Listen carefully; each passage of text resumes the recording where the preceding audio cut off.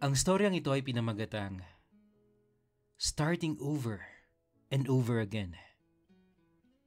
Episode 5 by Gino. Simulan na natin ang kwento.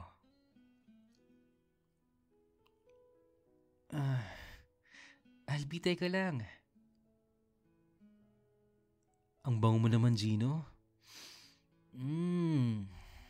Dito ba kayo sa boarding house na to lagi naglalampungan ng lalaki mo, ha? Hindi. Hindi rito. Doon sa kabilang free lodging ng company. Hindi pa nakakapunta si Daryl dito. Kakalipat ko lang din naman kasi. Mga less than 1 month. Wow. Mukhang ako yata ang makakabinyag sa'yo dito, ah. Ano, Gino? Simulan na natin?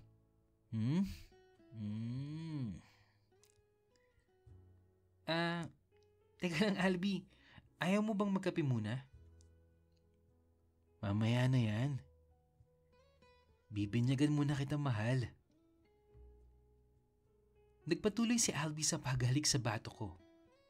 Hanggang sa balikat. Pagkatapos, pinaharap niya ako. At kiniyumos ang halik ang aking mga labi na nakaramdam ng uhaw mula sa kanya. Albi, sandali lang. Sure akong safe ako. Ikaw ba? Gusto ko lang makasigurado, pasensya ka na, ha? Oo, safe na safe ako. Huwag kang mag-alala, Gino. Hindi naman kita ipapahamak eh. Tinagunan ko ang mga sabik na halik ni Albi sa akin. Medyo matagal kami natapos. Sinasadya niya kasing huwag madaliin eh. Naging bihasa na talaga si Albi. Masarap ba, Gino? Oo, masarap, Albi. Sino mas masarap sa amin na lalaki mo? Ha? Ikaw, syempre. Mas magaling ka eh. Sabi ko na nga ba eh. Huwag ka na kasi doon. Hindi ka naman mapapaligaya nun eh. Kagaya ng pagpapaligaya ko sa'yo.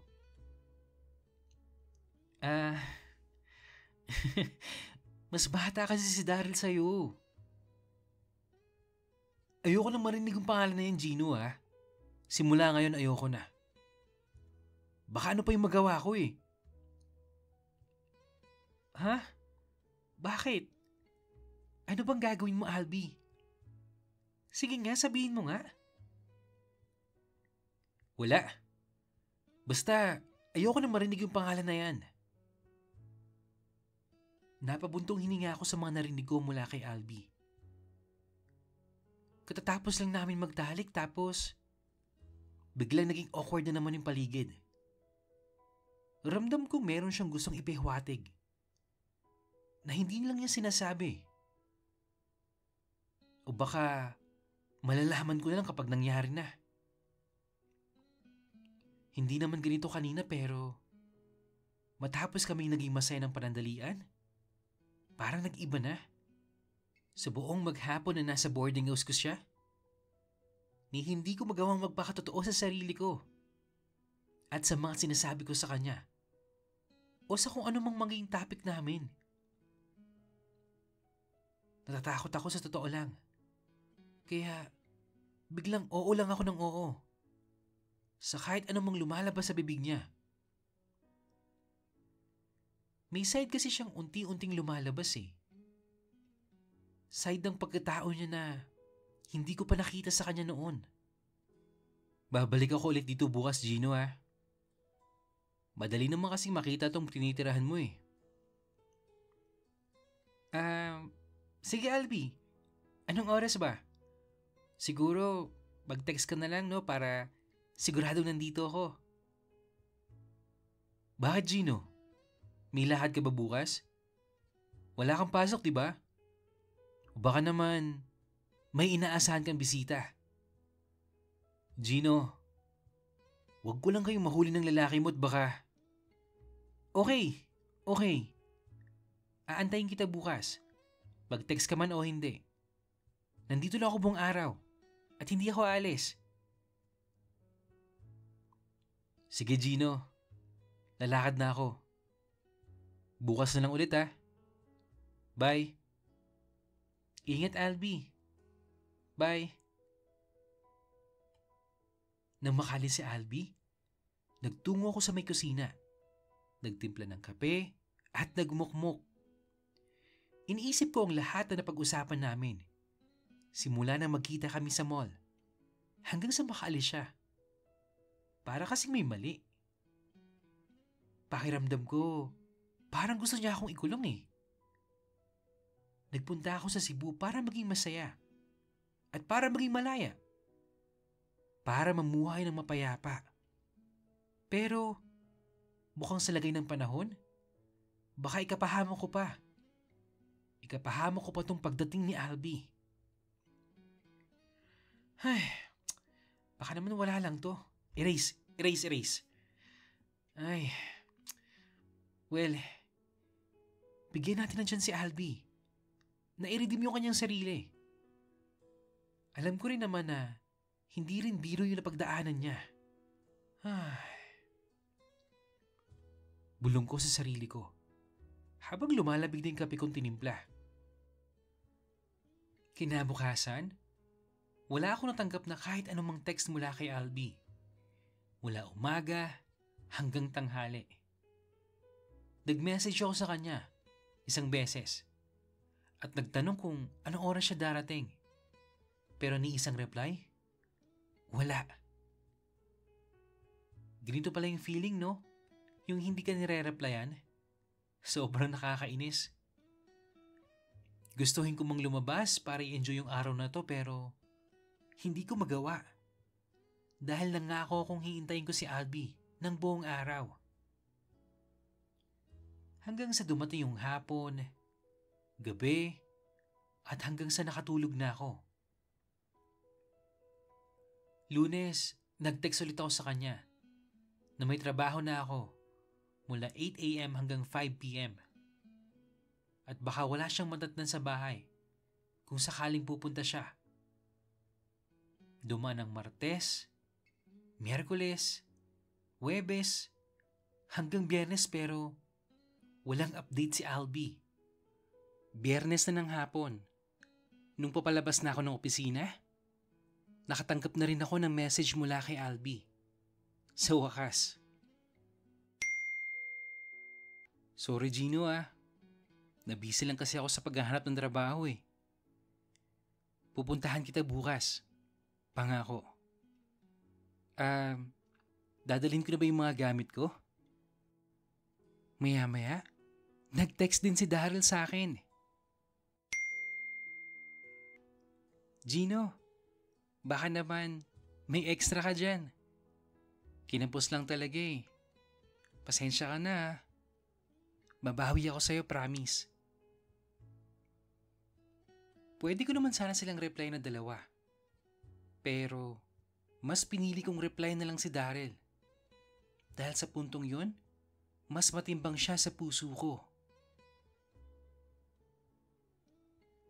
Sige Daryl, pauwi na ako.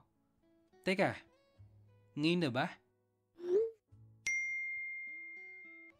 Oo sana Gino eh.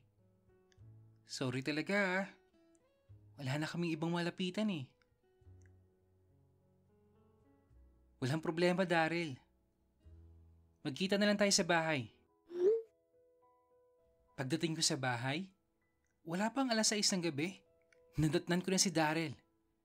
Nag-aantay sa akin sa labas. O Daryl, sorry kanina ka pa ba? Halika, pasok ka muna. Hindi naman Gino. Halos kakarating ko lang din naman. Magkano bang kailangan mo Daryl? 2K sana eh. Kung okay lang. Promise, babayaran ko pagka sumahod na ako. Nako, Daryl, okay lang. Wait lang ah. Kukunin ko lang sa kwarto ah. Sige. Salamat talaga, Gino. Alam mo, hiyang-hiya na nga ako sa'yo eh. Wala na talaga kasi kaming ibang malalapitan, Gino eh. Nako, Daryl. Walang anuman. Teka, kamusta si Mary Rose? Yung baby niyo, kamusta? Ayun, nasa bahay yung mag-ina ko. Kaya nga ako lumapit sa'yo dahil may sakit si baby. Ipapacheck up sana namin. Ha? Ganun ba? Ano nangyari? Baka naman kulangin tong bibigay ko sa'yo. Nako, hindi na. Tama na siguro yan. Pangako, babawi ako sa'yo, Gino. Nako, bumawi ka na lang sa susunod kapag nakaluwag-luwag ka na. Hindi naman ako nagmamadali eh. Hindi na nagtagal si Daryl sa boarding house ko. Pinauwi ko na kagad. Urgent kasi talaga eh. Basta sakit ang pinag-uusapan. Pero, ano nga kaya nangyari kay baby? Kawawa naman siya. Sana, maayos lang ang lahat. Bulong ko sa sarili ko. Habang papasok ko ng kwarto, para magbihis sana. Wala pa sigurong 1 minuto nang makaalis si Daryl. Bigla may pumasok. Sa isip ko, baka may nakalimutan siya, kaya siya bumalik.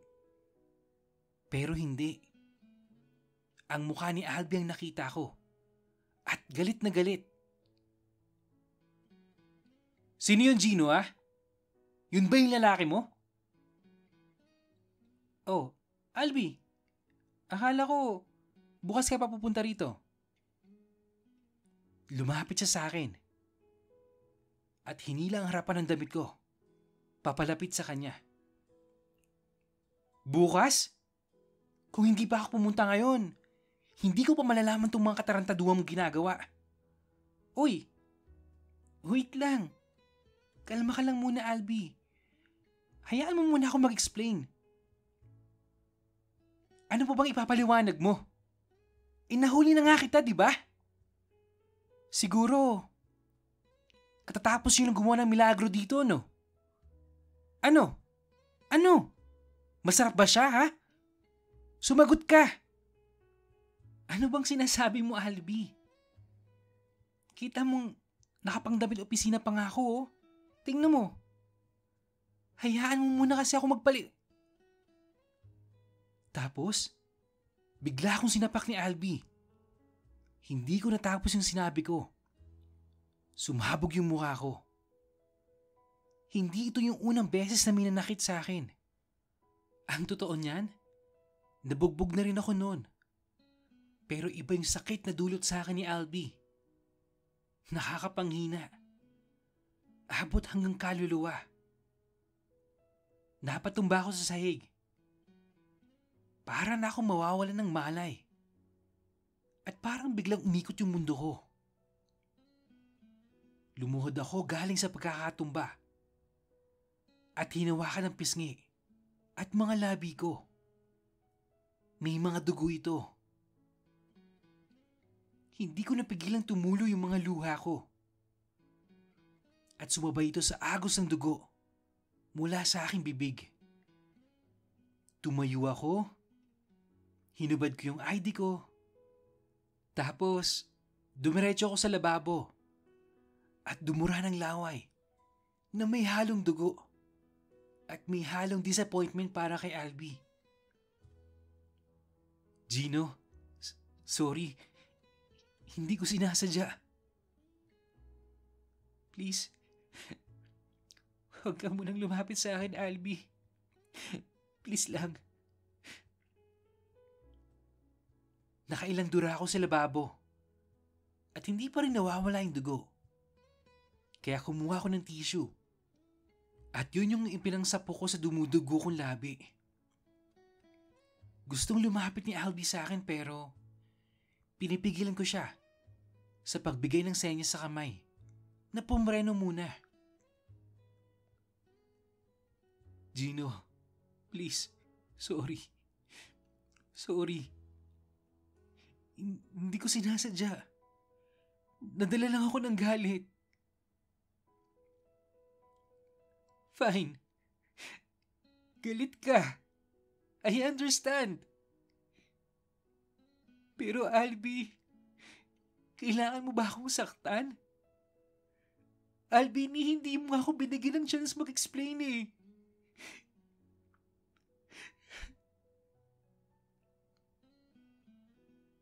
Nahinto na sana yung mga luha ko. Pero, bumigat ulit yung loob ko. At muling umiyak.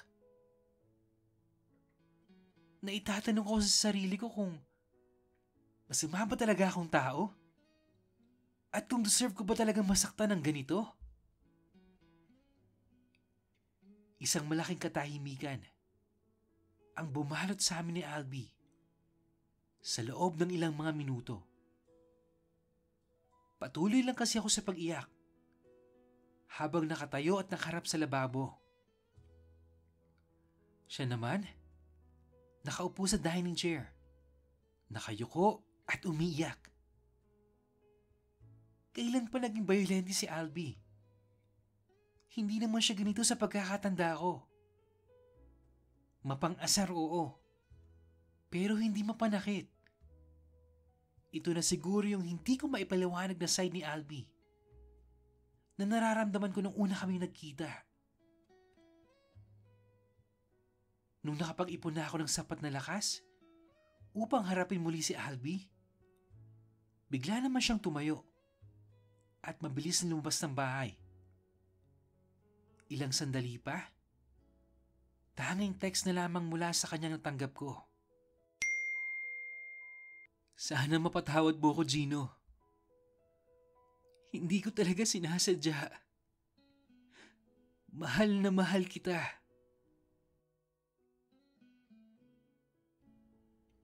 Happy Monday Refik, everyone! Let's make this week amazing. Alright? Okay. Balik tayo dun sa story ni Gino, no?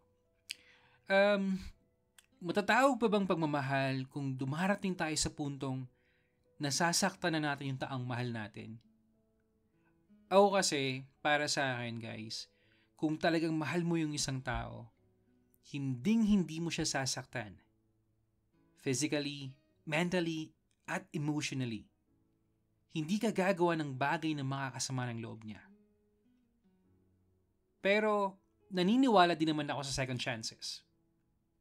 Kayo guys, anong opinion nyo sa episode ng story natin ngayon? Comment nyo lang sa baba. At sa mga gusto pong mag-share ng personal experience nila, email nyo lang po yan sa imransantiago@gmail.com. At sa mga hindi pa po nakapag-subscribe, mag-subscribe ka na, i-click ang like, mag-comment, i-hit ang notification bell para updated ka sa mga news stories natin. Yun lang at maraming salamat po sa patuloy na pakikinig. Hanggang sa muli.